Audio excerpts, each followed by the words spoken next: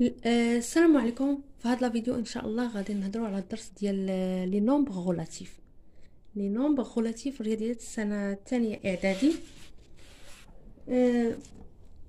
غادي نشرح لكم الفرنسيه وغنشرح لكم حتى بالعربيه ان شاء الله.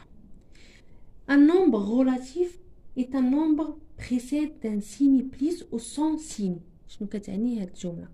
هاد الجمله كتعني بان العدد النسبي هو العدد اللي كتكون عنده الاشاره زائد او لا ما تتكونش عنده الاشاره. هذا العدد الموجب، هذا تسمى العدد الموجب.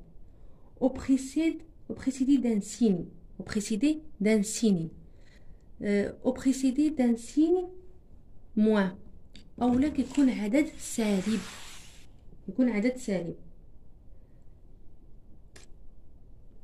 Un nombre sans signe ou précède des signes plus est appelé nombre relatif positif. العدد اللي ما تتكونش عنده الاشاره او لا كتكون عنده الاشاره موجبه هو كيتسمى عدد موجب، عدد نسبي موجب. Un nombre précède des signes moins est appelé un nombre relatif négatif. شنو كتعني الجمله؟ العدد النسبي اللي كتكون عنده الاشاره ديال الناقص هو عدد نسبي سالب، هو عدد نسبي سالب. باغ اكزومبل غادي نخدمو ليكزارسيس 3.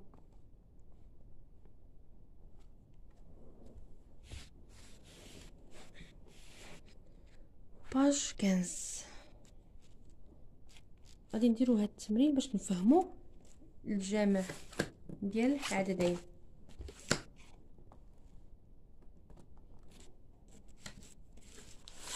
كالكيل هي احسب، كالكيلي واحسب. عندنا موان 3,8 بليس 2,2.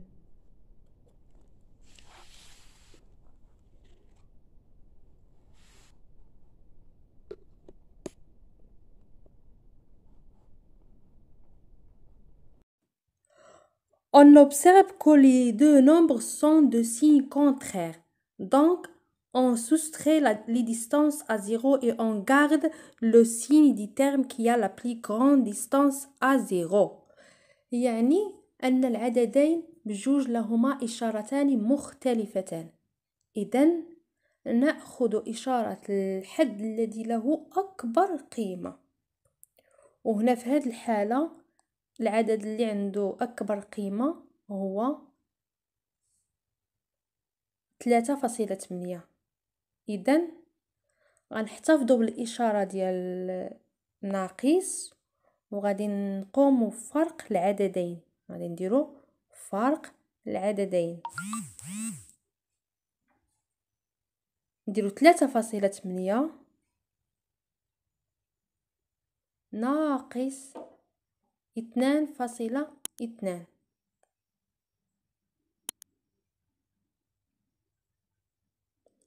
ثلاثة فاصلة 8 ناقص 2.2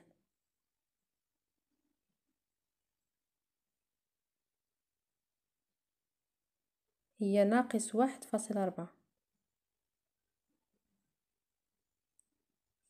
عفوا ناقص 1.6. دابا غادي نمروا هذه غنمروا ب ناقص 3.8 زائد ناقص 2.2. في هذه الحالة dans cette cas les deux nombres sont négatifs, donc on ajoute les distances à 0 et on garde le signe commun. شنو كتعني هذه الجملة؟ كتعني بأنه في هذه الحالة كنلاحظوا بأن العددين عندهم نفس الإشارة. إذن كنحتفظوا بالإشارة المشتركة بيناتهم وكنجمعوا العددين. يعني غادي نجمعو ناقص 3.8 نجمعو 3.8 زائد 2.2.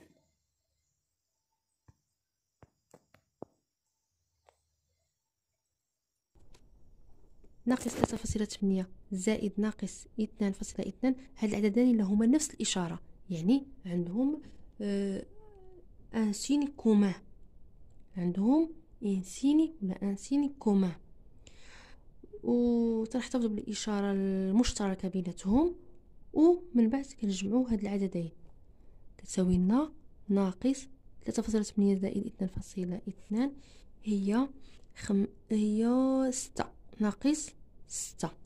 كنتمنى تكون الطريقة مفهومة وواضحة. دابا غادي نمروا للسي. سي ناقص 4.5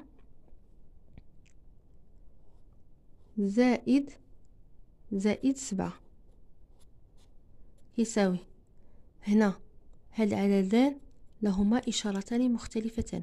دابا غادي نمروا للسي اللي هي ناقص 4.5 زائد 7. On constate que les deux nombres sont de signes contraires. Donc, on soustrait les distances à 0 et on garde le signe du terme qui a la plus grande distance à 0. هنايا كنلاحظوا بأن العددين ناقص 4.5 وزائد 7 لهما إشارتان مختلفتان. إذن كنحتفظوا بإشارة الحد الذي له أكبر قيمة أولا اللي كيبعد عن صفر أكثر، اللي هو في هذه الحالة هو زائد 7 هي اللي كبيرة من 4.5. دونك كنحطوا الإشارة ديالو اللي هي زائد، وكنديروا عملية الطرح، كنديروا 7 ناقص 4.5. إذن كتساوي لنا زائد 2.5. كنتمنى تكون الطريقة واضحة ومفهومة. دابا غادي نمروا لدي.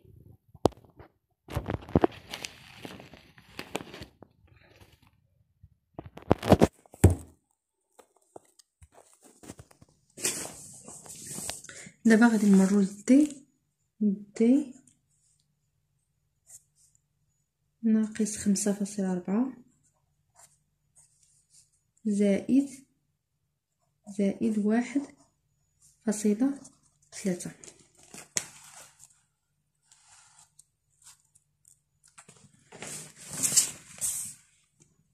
تنلاحظوا بأن هاد العددان لهما إشارتان مختلفتان، والقاعدة كتقول كانت عندنا إلا كان عندنا جوج أعداد عندهم إشارتان مختلفتان نأخذ إشارة الحد الذي له أكبر قيمة ثم نطرح. اللي كبير هنايا هو 5.4 هو اللي كبير. نرجع نسطر باش ندير ميكفانيش لهي، ندير تساوي. غادي نحتفظ بالإشارة ديال 5.4. شنو هي الإشارة ديالها؟ هي ناقص. وغادي نفتح القوس وغندير هاد العدد ناقص هاد العدد، نديرو 5.4 ناقص 1.3. شنو كتساوي لنا؟ كنحتفظوا بالإشارة ديال الناقص ونديرو 5.4 ناقص 1.3 اللي هي 4.1. دابا